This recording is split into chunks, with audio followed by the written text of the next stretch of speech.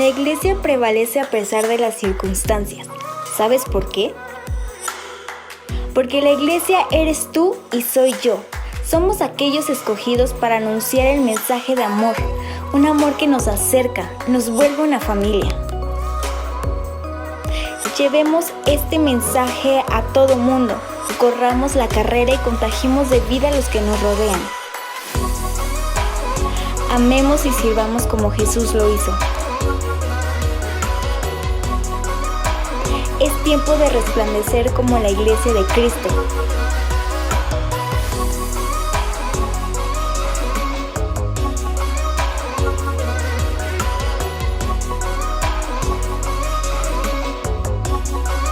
Cautivados por Él para amar a todos. Vamos a adorar a Dios con todo en esta mañana porque Él es digno. Amén.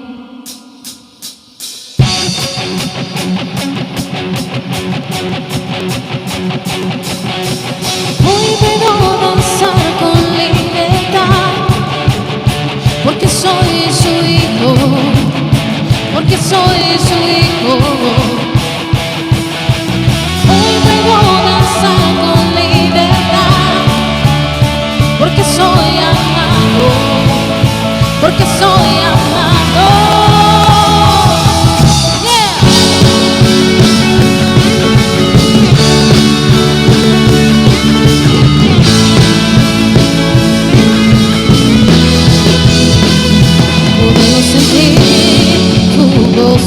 Podemos sentir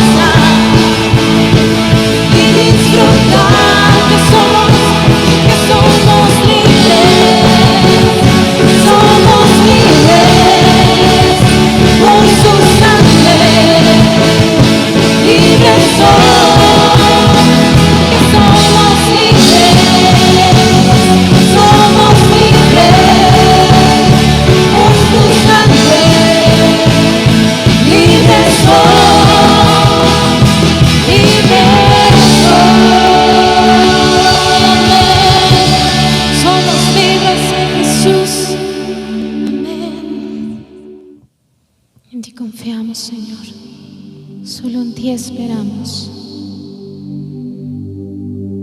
Tu palabra es verdadera y en tu palabra confiamos, Señor.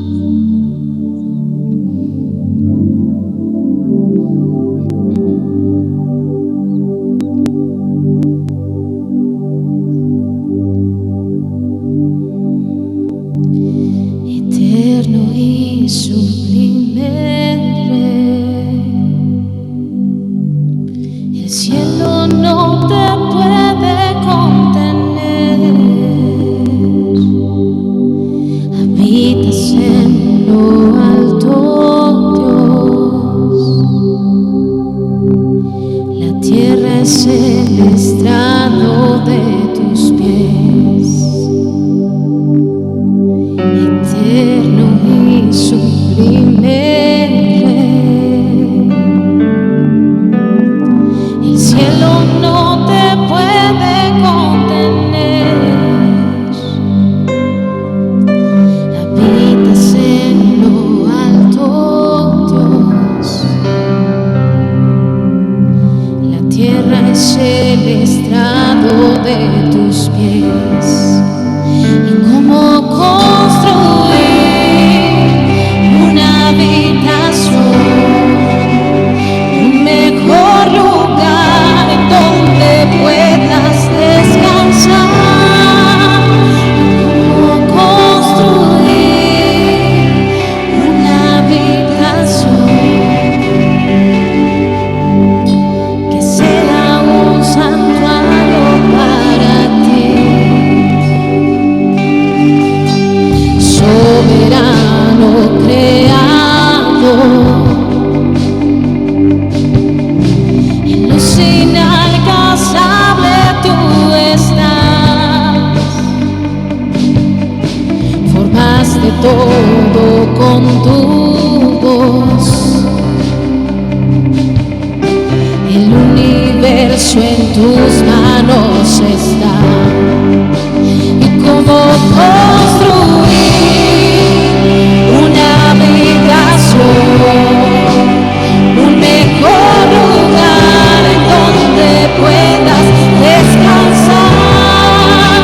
¿Y cómo construir una habitación que sea un santuario para ti?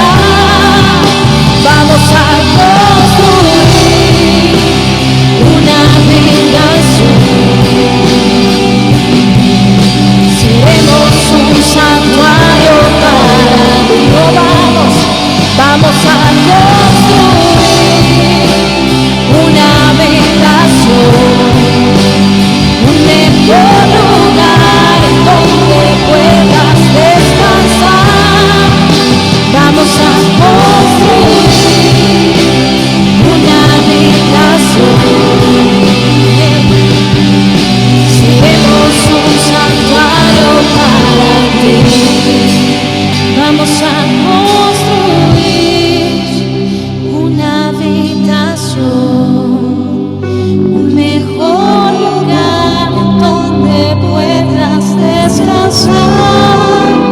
Vamos a construir una habitación. Seremos un santuario para ti. Seremos un santuario para ti.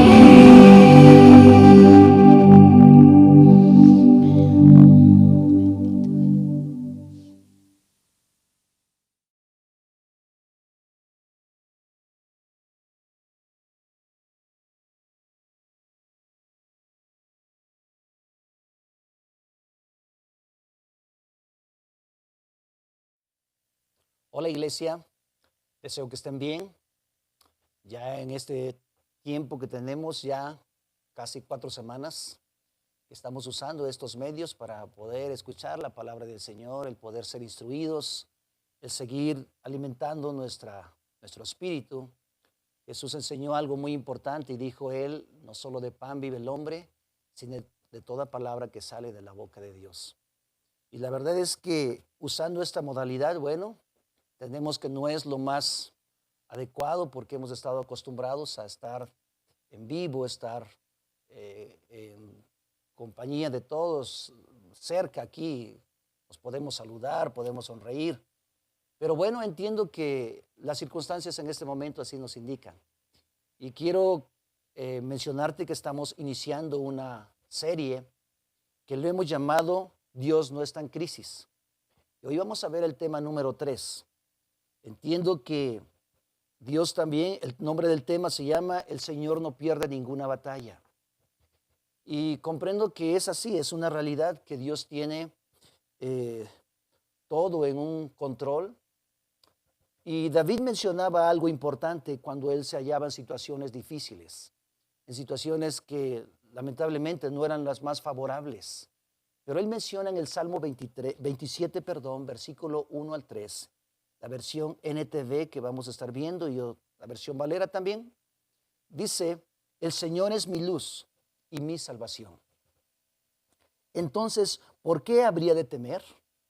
El Señor es mi fortaleza y me protege del peligro. Entonces, nuestra fortaleza es Dios en este tiempo. Nuestra fortaleza viene de parte de Dios. Y por esa razón dice en esta parte que Él nos protege del peligro. Y una fortaleza es una, físicamente, bueno, sabemos que es un edificio, es una construcción o podemos verla de esa forma, pero es un lugar al final de cuentas en la cual nosotros podemos resguardarnos y trae seguridad. Y para nosotros en este tiempo, Dios es nuestra fortaleza y Él nos protege del peligro. Y sigue mencionando él, dice, entonces, ¿por qué habría de temblar? Cuando los malvados vengan a devorarme, cuando mis enemigos y adversarios me ataquen, tropezarán y caerán. Aunque un ejército poderoso me rodee, mi corazón, dice, no temerá. Aunque me ataquen, permaneceré confiado. Y esa es la seguridad que tenemos nosotros también en este tiempo. Aunque las circunstancias no sean las más favorables, las situaciones que oímos no sean las más adecuadas, pero es importante que tú y yo podamos considerar que Dios está con nosotros. Ahora, en estos tiempos que estamos viviendo, Dios, quiero mencionarte que tiene el control de todas las cosas. Él está al frente de todo esto. Nada se ha salido de sus planes. Él no ha perdido también, al contrario, ha ganado, porque mucha gente en estos tiempos y en estas circunstancias, ¿sabes qué ha pasado? Es que se vuelve a Dios. Los caminos del hombre son enderezados. Y vemos que en este tiempo Dios está hablando a través de las circunstancias o a través de esta situación que estamos viviendo. Y es una señal de que Él viene. La palabra del Señor dice que le preguntaron en su momento sus discípulos que cuándo serían el final de los tiempos. Y Él dijo, cuando oigan de guerras, cuando escuchen de situaciones, vendrán pestes, vendrán situaciones difíciles. dice, y es una señal de que yo vengo, dice, pero aún, dice, ese momento, cuando vengan esas situaciones, dice, no es el fin, son solamente una señal de que Él viene y está a la puerta. Y eso es lo que tenemos que considerar nosotros. Dios está hablando al mundo, está hablando a todo el ser humano que viene o que está en esta tierra. El Señor no quiere que nadie se pierda, sino que todos procedan a buscarle y procedan al arrepentimiento. Ahora, de ahí se originan varias preguntas. ¿Dios estará ajeno a esta pandemia o emergencia sanitaria? La respuesta es no. Dios está al frente de todo ello. Otra pregunta que puede surgir en nosotros: ¿quién podrá decirle algo o cuestionar por lo que el mundo está viviendo? ¿Quién podrá hacerlo? La verdad es que nadie de nosotros. Él es el dueño de este mundo. La palabra del Señor dice que la tierra es el estrado de sus pies. O sea, al Señor no podemos cuestionarle. Simple y sencillamente sabemos que Él es Dios. Él es el dueño de este mundo.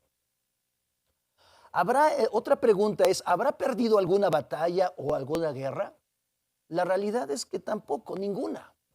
Dios es el que tiene el control de todos ellos. Dios es el poderoso gigante, dice la palabra del Señor. Ahora, vamos a ver un poco acerca de la historia. En el Antiguo Testamento, antes de Cristo, las personas conocieron a Dios a través de la ley y los profetas. Dios se revelaba a su pueblo de diferentes formas, de acuerdo a las condiciones, cierto, que ellos estaban viviendo.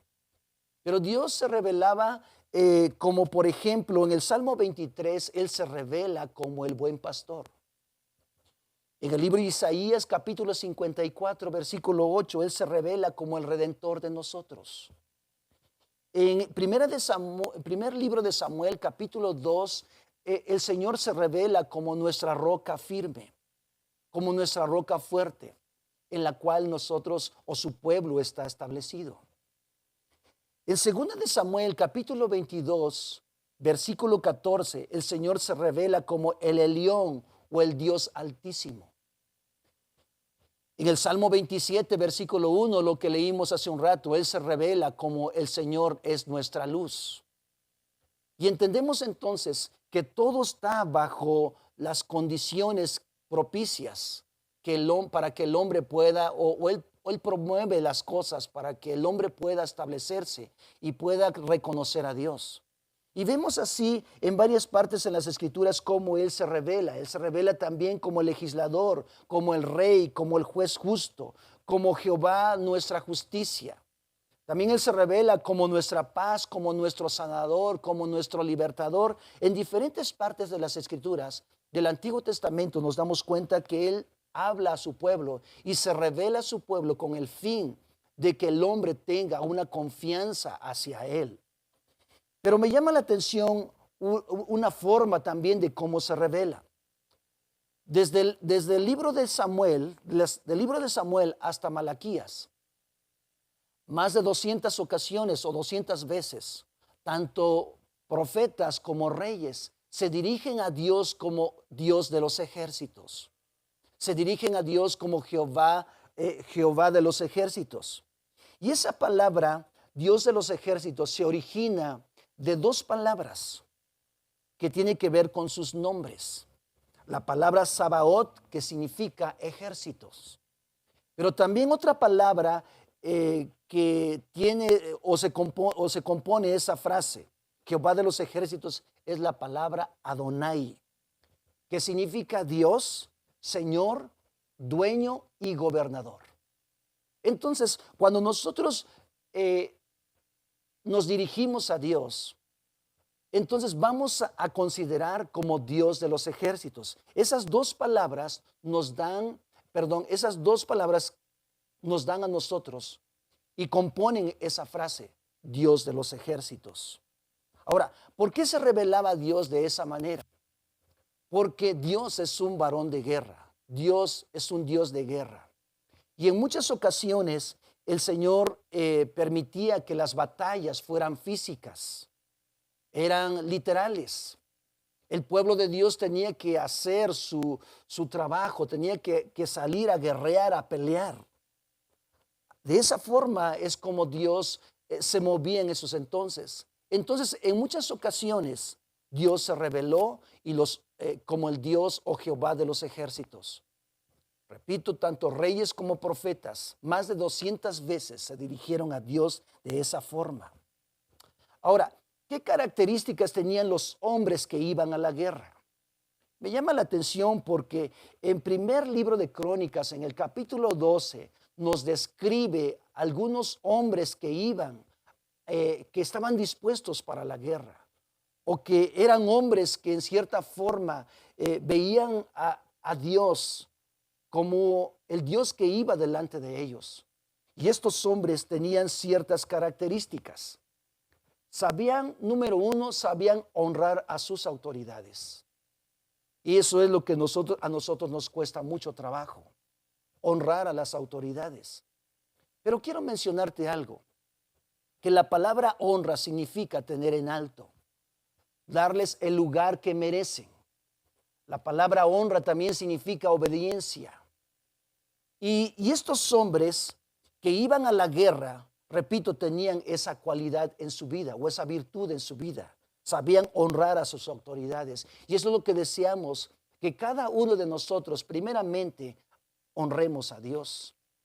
Y después honremos a las autoridades establecidas en nuestros hogares, en el gobierno civil, en nuestro país, que tenemos un gobierno civil. Pero también que nosotros podamos honrarnos unos a otros. También esas personas que iban a la guerra eran personas que tenían discernimiento.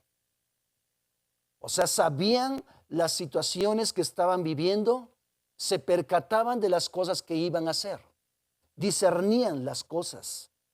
Pero también eran personas leales, eran personas comprometidas con la visión que Dios estaba dando a su pueblo.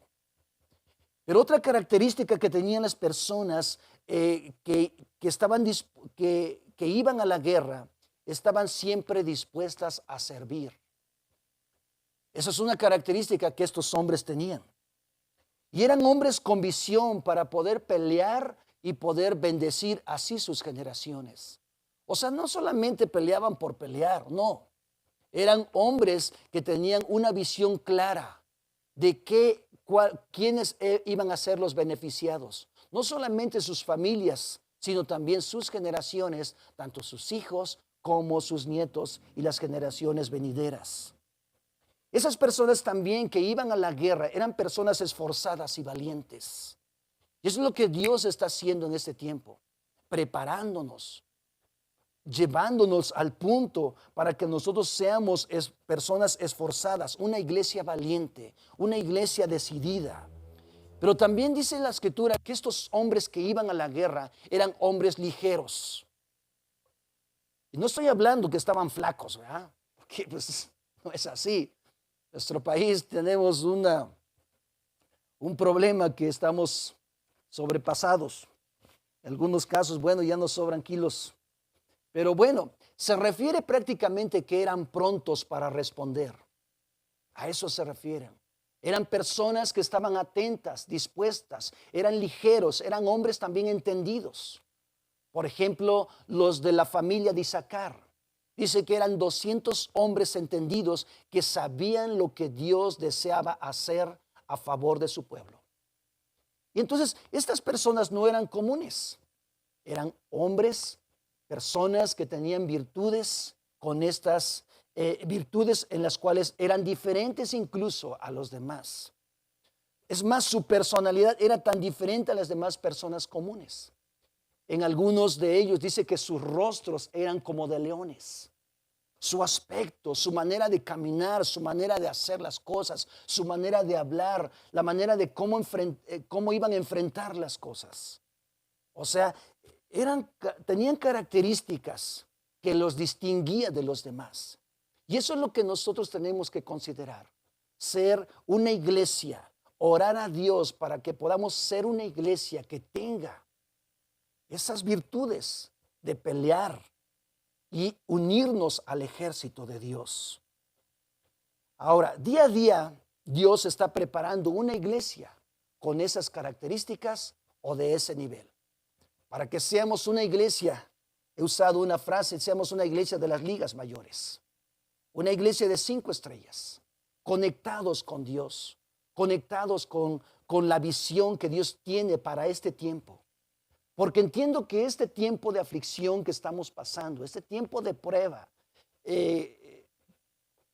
tiene que haber un fruto, tiene que haber un resultado. No solamente es un tiempo donde estamos ahí encerrados, no, Dios tiene un plan. El punto es que tú y yo lo entendamos.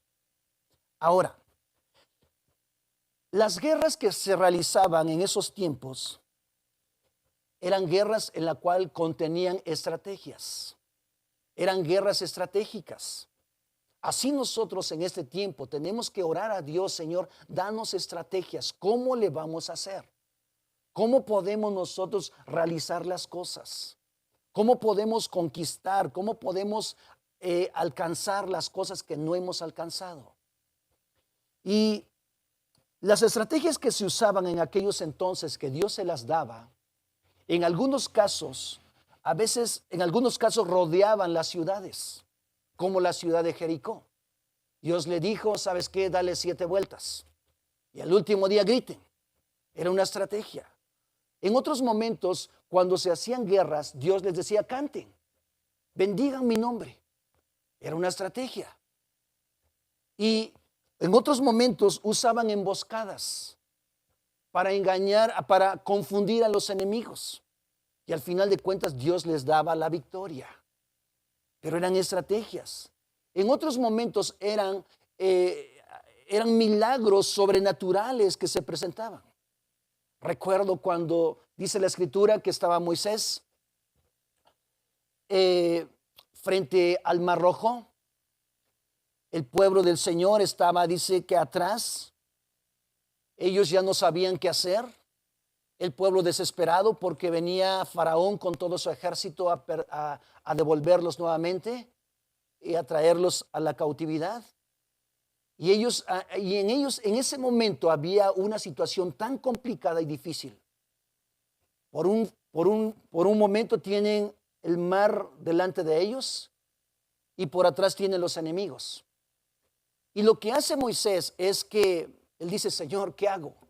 Lo que hizo es pedir la ayuda de Dios. Y Dios le dice, ¿qué tienes en tu mano? Dice, bueno, lo único que tengo es una vara.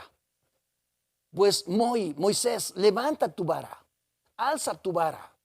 Con lo que tienes, dice, yo voy a hacer un milagro. Eso es lo que le estaba diciendo. Y la palabra del Señor dice que en el momento que Moisés alzó su vara, el mar se divide. Y el pueblo del Señor dice que empezó a marchar porque Dios les dijo, antes de que hubiera ese gran milagro, Dios le dijo, ¿sabes qué? Dile al pueblo que marche.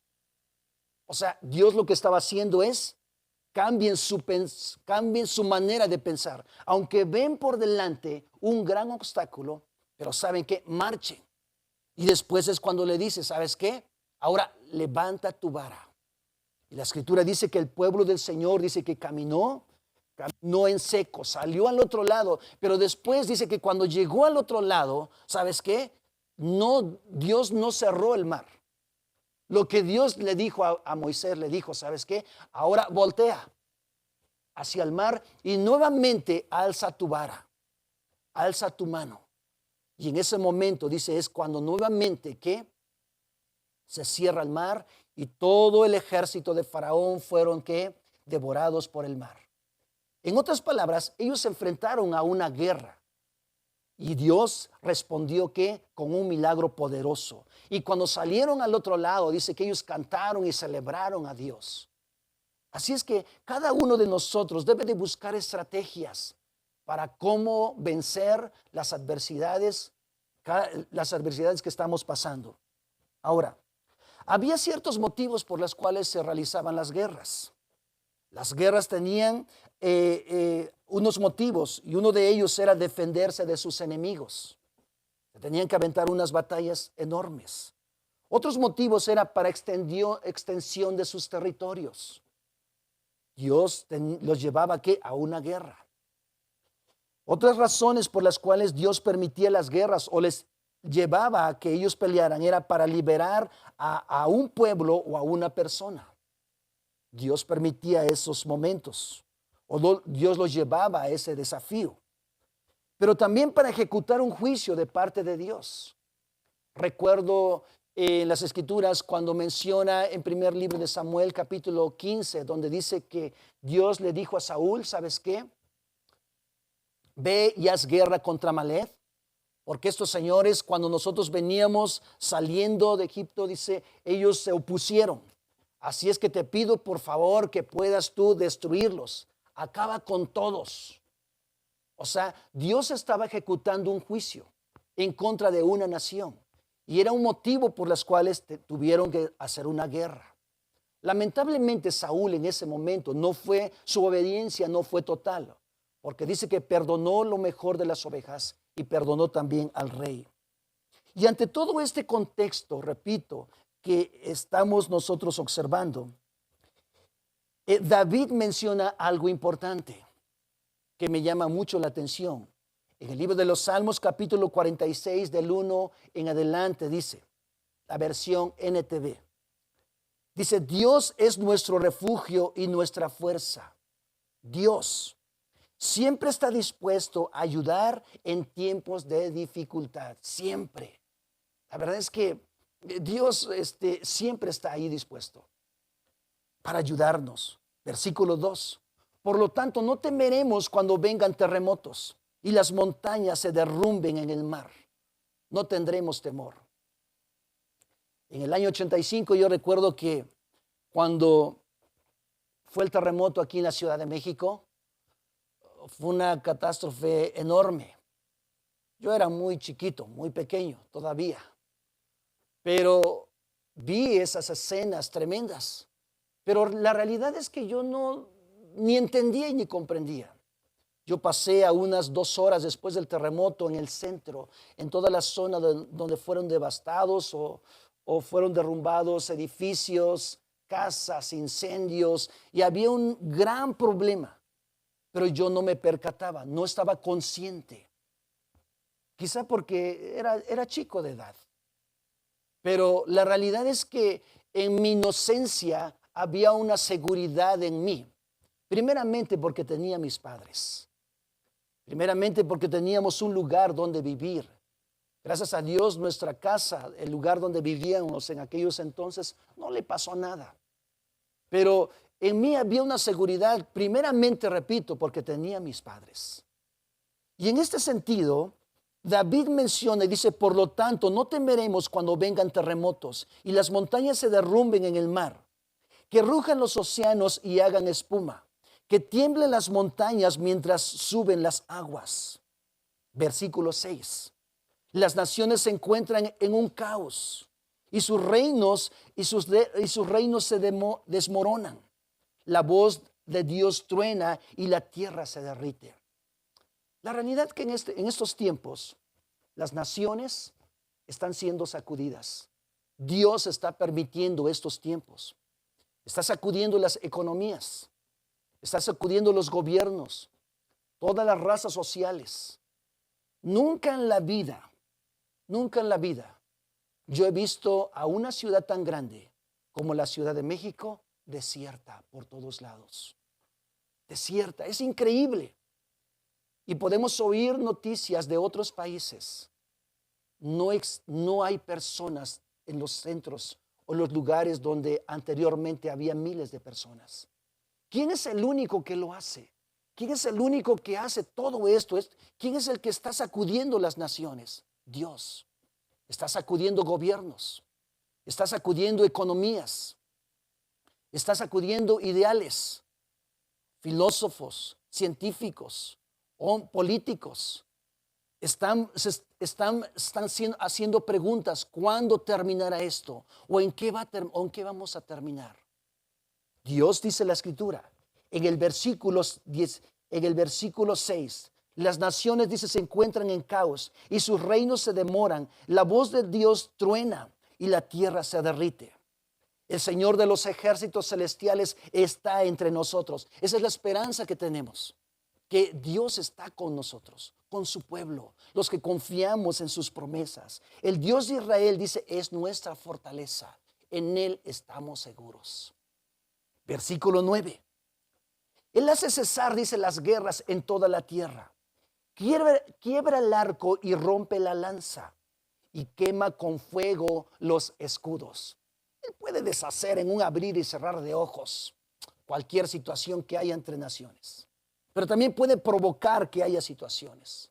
Pero Dios está bajo control, tiene el control de todas las cosas. Y me llama mucho la atención el versículo 10, porque nuevamente nos reafirma y dice, quédense quietos. Ante todo lo que están viendo y están observando, dice, quédense quietos. El llamado de Dios es que estemos quietos, porque en la quietud del hombre está la victoria de Dios. En la quietud del hombre nosotros podemos comprender, podemos analizar, podemos calcular, podemos considerar nuestros caminos. Por esa razón dice, quédense quietos y sepan que yo soy Dios. Yo soy Dios. Solamente Dios es el único que puede transformar y cambiar las circunstancias en la cual estamos viviendo. Toda nación, dice, me honrará. Seré honrado en el mundo entero. El Señor de los ejércitos celestiales está entre nosotros. El Dios de Israel es nuestra fortaleza. Esa es la confianza que tenemos. Dios está con nosotros. Dios está contigo en tu casa. Estás en tiempos difíciles. Situaciones, quizás has perdido tu trabajo. Quizá tu negocio está cerrado. Tu empresa está en una situación difícil. Pero yo entiendo que Dios nos ayudará. No es sencillo. No es sencillo, pero más sin embargo, Dios se mostrará a nosotros como el proveedor. Día a día, cada semana, tengo la bendición de poder estar al frente de lo que es un pequeño negocio. Pero yo he visto su mano, he visto su provisión en medio de estos tiempos. Dios no nos ha dejado, ni nos dejará, ni tampoco te dejará. Porque su palabra dice, yo no he visto justo desamparado, ni su descendencia que mendigue pan. Yo no he visto justo desamparado. En los primeros días que inició este asunto, hace un mes aproximadamente, yo hablé con la gente y le dije, señores, ¿saben qué? No sabemos en qué vamos a llegar o a dónde vamos a llegar. Tenía yo ciertos ahorros o cierto colchón, si podemos llamarle. Y yo les dije, ¿saben qué? Les voy a pagar la mitad solamente. Del 100% que ustedes van a producir, lo único que voy a hacer y puedo hacer ahorita es que les voy a pagar el 50%. Porque nada es suficiente. No quiero despedirlos. No quiero que padezcan, pero al final de cuentas, eso es lo que voy a hacer. Pero en esa semana yo estuve orando a Dios. Yo estuve pidiéndole a Dios, Señor, tu palabra dice, tu palabra nos enseña, tu palabra nos muestra, tus promesas dicen. Y Dios a este tiempo, ¿sabes qué? Me ha permitido cubrir todos esos gastos, todas el sueldo de los muchachos. Tengo muchos, tengo unos cuantos, pero Dios ha sido fiel con nosotros. El punto es que Dios tiene el control de todas las cosas. Ejemplo, el rey Ezequías. En una ocasión el ejército asirio vino contra el rey Ezequías y de Judá.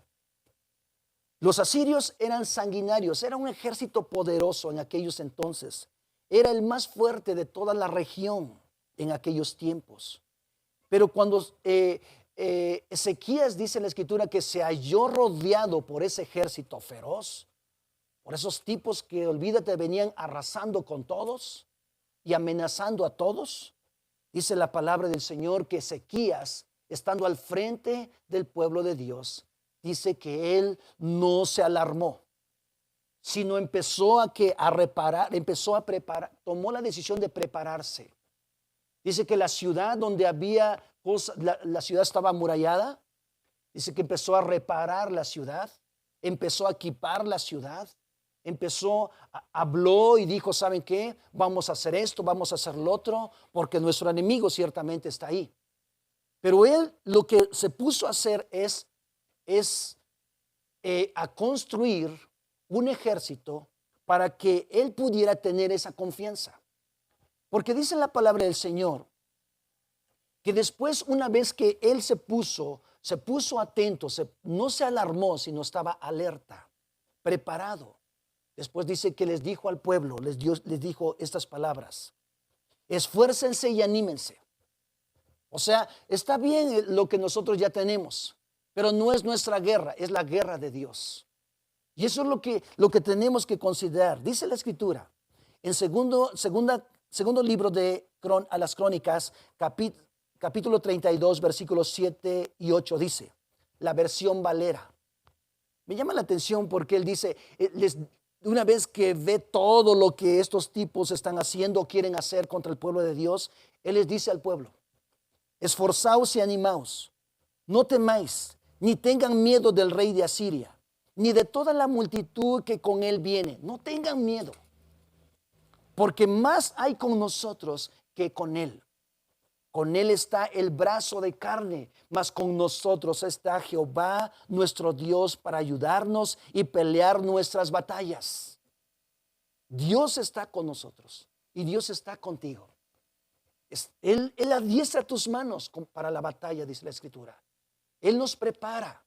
Y lo que hizo el rey Ezequías es poder reparar las cosas por donde los enemigos podrían entrar. Es más, dice que la ciudad no solamente reparó la barda que ya estaba, sino que le puso otra barda. Pero al final de cuentas, él no confió en lo que había hecho. Él no confió en los recursos que tenía, sino confió en Dios. ¿Y sabes qué? Después de ello, dice que cuando terminó Ezequías de hablarles esas palabras al pueblo, dice que los que eran los encargados del ejército de Asiria, dice que vinieron y le empezaron a amenazar, le empezaron a cuestionar, a decirle: oye, considera, mejor ríndete, no es posible que tú puedas estar confiando en ese Dios. Y empezaron a blasfemar contra Dios. Dice: ¿por qué estás engañando al pueblo cuando es una falsa seguridad lo que tú les estás diciendo? Y la palabra del Señor dice que Ezequías, juntamente rodeado con profetas, dice que él no se movió de la posición o de las palabras que él tenía de Dios en su vida. Él conocía las promesas de Dios. Él conocía a un Dios de guerra. Y dice la Escritura, y sigue mencionando.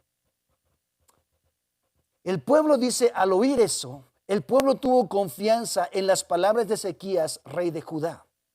Y en el versículo 20 y versículo 21, fíjate nada más lo que menciona. Y dice: una vez que él oyó todo lo que esos tipos hablaban en contra de él y en contra de Dios, dice que él no se apesumbró, sino que tomó de compañía a Isaías. Y lo que él hizo, dice que él oró a Dios. Dice: mas el rey Ezequías y el profeta Isaías, hijo de Amós, oraron por esto y clamaron al cielo. Y clamar significa hablar, invocar su nombre, desgarrar el corazón, entrar en un punto donde realmente tú entiendes que no puedes solo. Si tú te hayas perseguido por personas que quieren despojarte, quieren robarte, lo que tú haces y ves a 4 o 5 y tienes la posibilidad de correr, lo que haces es corres, pero también quizá grites pidiendo auxilio. Eso es clamar. Por esa razón dice que ellos clamaron al cielo, y Jehová, después de ese clamor, dice que envió un ángel, el cual destruyó a todo valiente y esforzado y a los jefes y capitanes en el campamento del rey de Asiria. Este se volvió, dice, por tanto, avergonzado a su tierra, y entrando en el templo de su Dios, allí lo mataron a espada sus propios hijos. sea, Dios es un Dios de guerra. Él pelea por tu vida. En muchas ocasiones no tienes que hacer algo. Ahorita estamos en un tiempo de quietud, pero Dios está haciendo algo a favor de su pueblo. Adán, ahora, es importante que tú comprendas que en este tiempo consideres dónde están nuestros enemigos. Nuestros enemigos primeramente están en nuestra mente. En nuestra mente. Pero hay otro lugar donde están. Dice que están en los aires. La carta a los Efesios en el capítulo 6, versículo 10 dice que nuestra lucha no es contra carne, sino contra principados, potestades, huestes espirituales de maldad en las regiones celestes. El día de ayer yo estando estudiando, preparando todos esos temas, estudiando la palabra de Dios, empecé a oír cerca de la casa donde vivo. Y tambores y música y ruido. Un día que es muy solemne para muchos y no había nadie en la calle. Entonces me llamó la atención y salí. Y estaban ahí como a unos 50 metros de donde nosotros vivimos. Y había una carpa, no sé, de unos 10 por 10. Y cuando observo, estaba lleno de gente, vestidas de blanco, hombres y mujeres, jóvenes, algunos drogados. La mayoría estaba en ese estado, pero ellos eran santeros, invocando y hablando en lenguas y tantas cosas. Entonces yo lo que hice fue, llegué ahí como a 10, 15 metros, los observé a todos y que me pongo a reprenderlos en el nombre de Jesús. Gracias a Dios pasaron como unos 5 minutos y ¡pum!, que se callan los tipos. O sea, yo dije, no es posible que cerca de donde estamos esos señores vengan a invocar a espíritus. Y si el diablo se manifiesta o es atraído por la invocación que estos hombres están haciendo, cuanto más yo que soy hijo de Dios. En el nombre de Jesús, ahí estuve como 3, 4 minutos. Por ser sabio también, porque me empezaron a ver. Pero en el nombre de Jesús yo empecé a reprender las obras del diablo. Empecé a deshacer las obras del diablo, los planes que el diablo tiene en contra o tiene planeado para esa zona donde estamos. Entonces, nuestra lucha ciertamente es contra principados, potestades, huestes espirituales de maldad en las regiones celestes. En otras palabras, con el mismo diablo. Pero ¿dónde empieza la guerra? En nuestra mente. La palabra del Señor dice que en Proverbios 23, 7 dice, porque cuál es su pensamiento en su corazón, su mente, tal es la persona. Entonces, ¿dónde está el problema? ¿Dónde empezamos nosotros o dónde tenemos que empezar a luchar? En nuestra mente. Porque lo que hacemos es el resultado de lo que nosotros pensamos. Ahora, y Jeremías mencionó algo en el capítulo 20, versículo 11 al 13. Mas Jehová está conmigo, dice, como poderoso gigante. Por tanto, los que me persiguen tropezarán y no prevalecerán. Ellos serán avergonzados en gran manera, porque no prosperarán y tendrán perpetua confusión que jamás será olvidada. Yo lo experimenté el día de ayer. Ya tenían, repito, como una media hora con tambores y bastante tiempo. Pero dije, no es posible. Para empezar, estoy estudiando la palabra de Dios. Me metió el Señor dentro, el Señor de los cielos. Pues dije, ¿cómo es posible que vienen y casi me están haciendo aquí cerca de mi casa? Y sí, así era. Había unas 50, 60 personas, estaba lleno. Y era increíble porque había personas de color, personas que quizá no eran ni de nuestro país. Pero había una congregación invocando, no al Dios del cielo, sino al mismo diablo. Ahora, nosotros tenemos que levantarnos en este tiempo. El versículo 12 dice, oh Jehová de los ejércitos, que pruebas a los justos, que ves los pensamientos y el corazón. Vea yo tu venganza de ellos, porque a ti he encomendado mi causa. Cantar a Jehová, load a Jehová, porque ha librado el alma del pobre de mano de los malignos. Entonces, nosotros, amados, tenemos que que entender que Dios está con nosotros. Él pelea por ti, Él pelea por tu familia, pero tienes que ponerte en la línea de batalla. Cambia de pensamientos.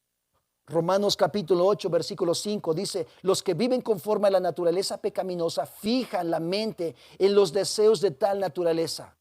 En cambio, los que viven conforme al Espíritu fijan la mente en los deseos del Espíritu. ¿Qué tenemos que hacer? Fijar nuestra mente, fijar nuestra mirada en las cosas que son eternas, alzar nuestros ojos a Dios. Ahora, el enemigo ha estado programando nuestra mente por medio de la carne. O sea, nuestra carne desea que nosotros participemos o hagamos cosas.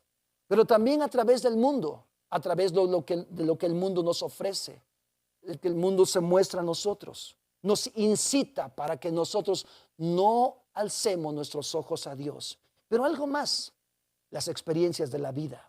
Algunos pensamientos fueron causados por palabras que en su momento nos dijeron, como no sirves para nada. Palabras de desprecio, palabras que nos hirieron en su momento. Experiencias de la vida y que lamentablemente han hecho una fortaleza en tu mente y no puedes salir de ahí. Palabras como o situaciones físicas, abusos sexuales, frustraciones, humillaciones, rechazos, noviazgos rotos, divorcios, situaciones quizá que has pasado. Tienes que levantarte. Ahora, ¿qué dice lo que menciona en Juan 8:44? Dice que el diablo es padre, él es homicida desde el principio y es padre de mentira. Dios no te diseñó a ti para que vivas esclavizado. No, tienes que levantarte. Pero para que nosotros podamos deshacer las obras del diablo, número uno, tenemos que conocer la verdad. Jesús dijo en Juan capítulo 8, versículo 32, dice que si conocemos la verdad nos hace libres. Pero dice que si conocemos la verdad, y está hablando de Jesucristo. Jesús, quiero mencionarte que vino a libertar a los cautivos, vino a dar vista a los ciegos. En Juan 14:6 Jesús dice: yo soy el camino, yo soy la vida. Dice: yo soy el camino, yo soy la verdad y yo soy la vida. Pero dice: yo soy la verdad.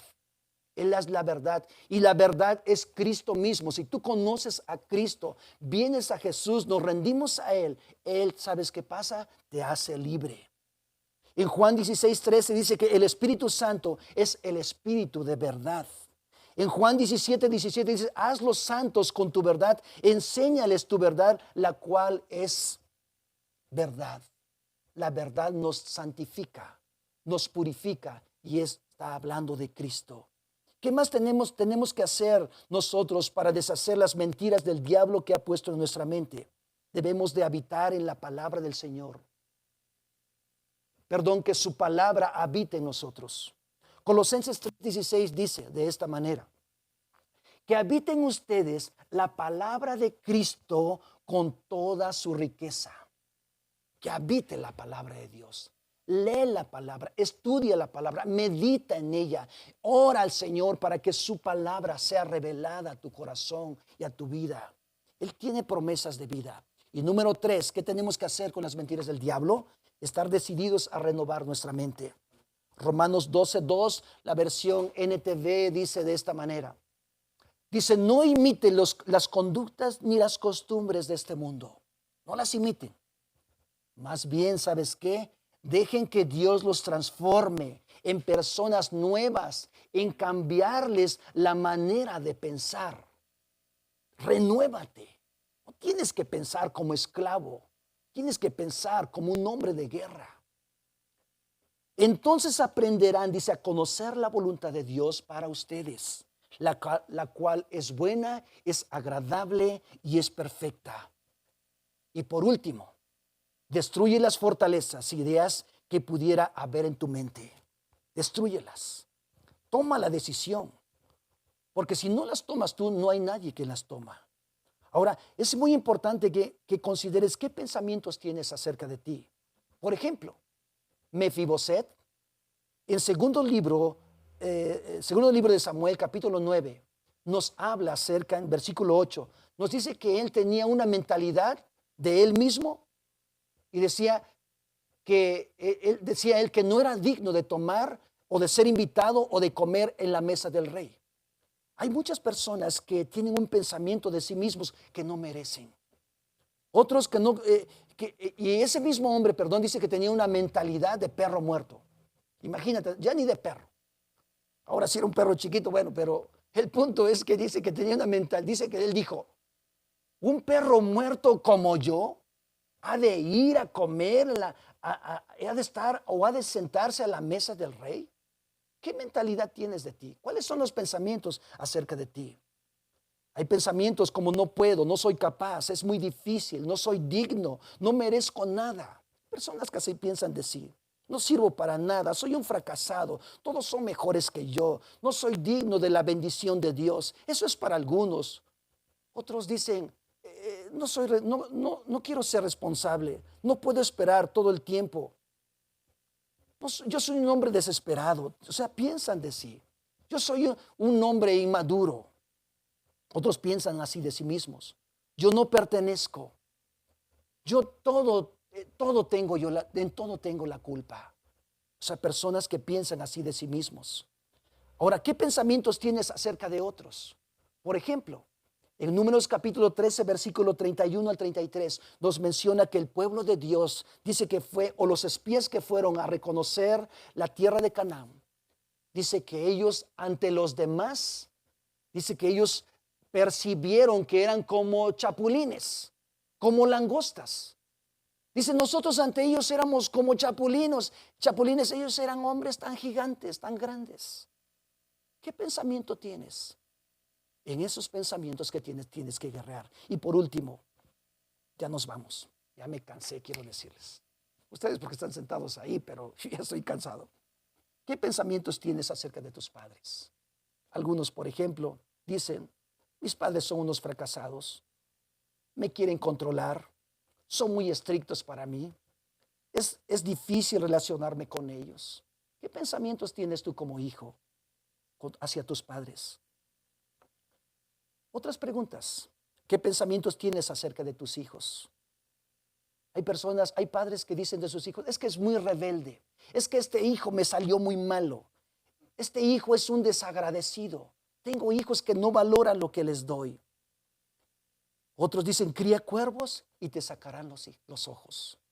Así piensan de sus hijos. La pregunta es, ¿qué pensamientos tienes de la vida?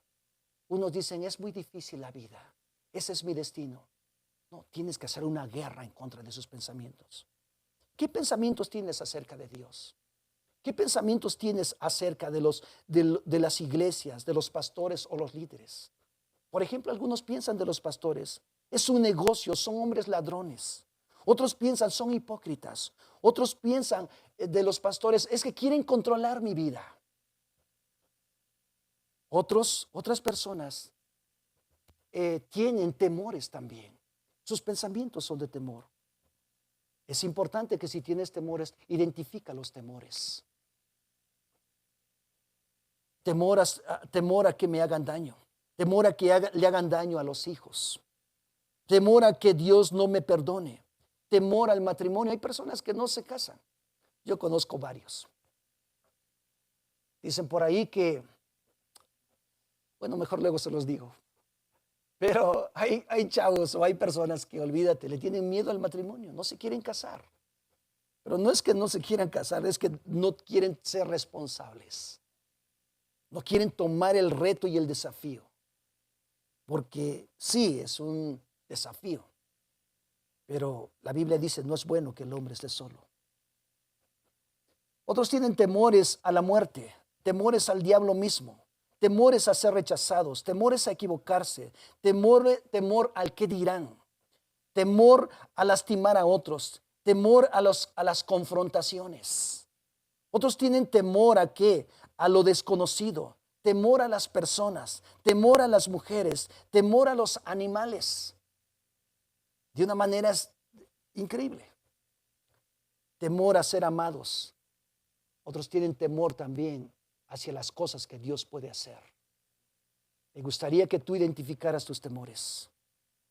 Por último, segunda carta a los Corintios 10:5. Perdón, me estoy tardando.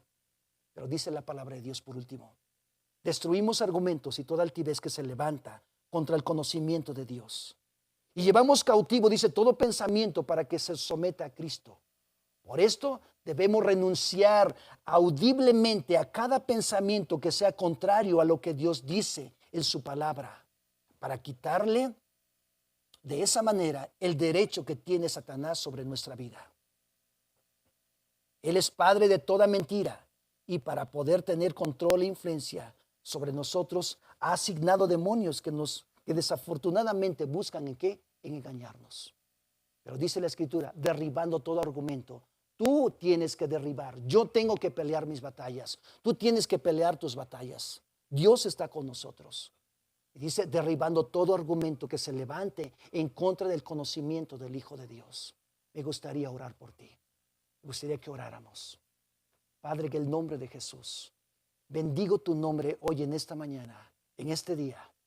Te doy gracias por tus palabras, porque nos llevas, Señor, a desafíos, a retos. Nos llevas a cambios, nos llevas a transformaciones.